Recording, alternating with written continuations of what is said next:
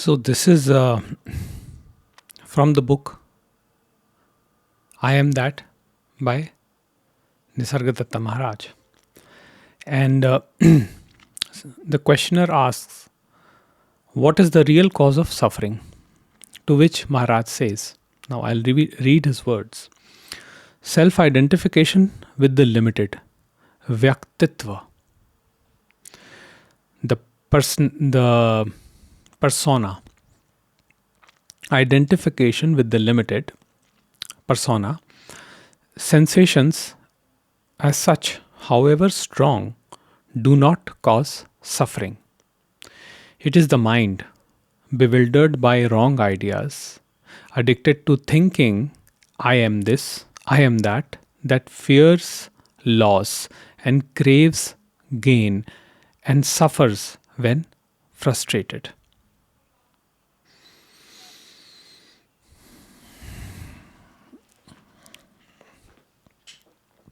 So, when one's true nature is known, which is free from all limitations, which is the pure knowing, the pure essence, then identification with the limited, the persona, the personality, the sense of individuality only remains up to a point which enables the organism to function effectively. So, even after even after waking up to the infinite, the limited also remains, because limited is not separate from the unlimited. And that is why the limited mind is given to us, so that we can have our daily interactions the way we have right now. Because in daily matters, mundane life, you meet people, you have to do a lot of contemplation, you have to do a lot of calculation. So, for that, mind is required. But to limit yourself to that is suffering. So, it is the mind's tendency to flow in multiple directions. So, it would say, I am this, I am that. Right? I am a doctor, I am a lawyer, I am an accountant and so firm. I have so many people working under me. Mind keeps on building layers upon layers of identification, and all these becomes burdensome for the mind. So, what Maharaj is pointing to is that when the mind introverts, it leaves it, it just passes through these layers and comes to the core of it. So it does not even have to destroy these layers or uncondition these layers. It is simply that when the mind introverts, the layers are witnessed, and that illusion begins to drop. So the introverted mind stays in the I am, rather than in the I am this or I am that. And that basically frees us from the burden of mundane life.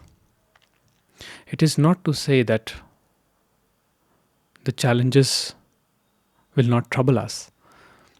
Life is designed in that way that there will be challenges, there will be ups and downs, but there will always be this remembrance of one's true nature, the pure awareness, the awareness of being, so as to speak.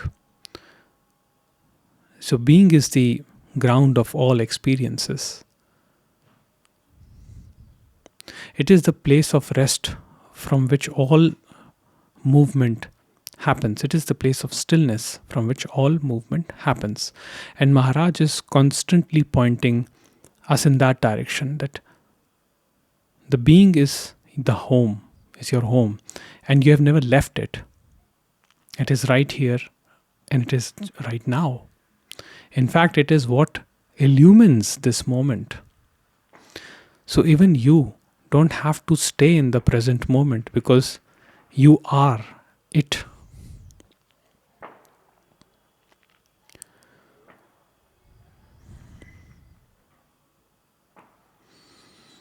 Maharaj says, the real does not die, and the unreal never lived. The being never dies, and the person never lived. It was only the being which manifested as the activities, as the layers of conditioning. I am this, I am that, I will accomplish this, I will accomplish that. So, the route to peace and tranquility is actually quite straightforward. It is only the mind which creates confusion. Mind does what it is designed to do. So we cannot even blame the mind. We are not trying to villainize the mind. We are not saying that mind is bad or evil. We are simply saying that this is the nature of mind, to flow in horizontal direction, to create identifications, to create binding, to create grasping, because that is how it lives, it thrives. But at some point, the mind sees the futility of it all. It sees that despite all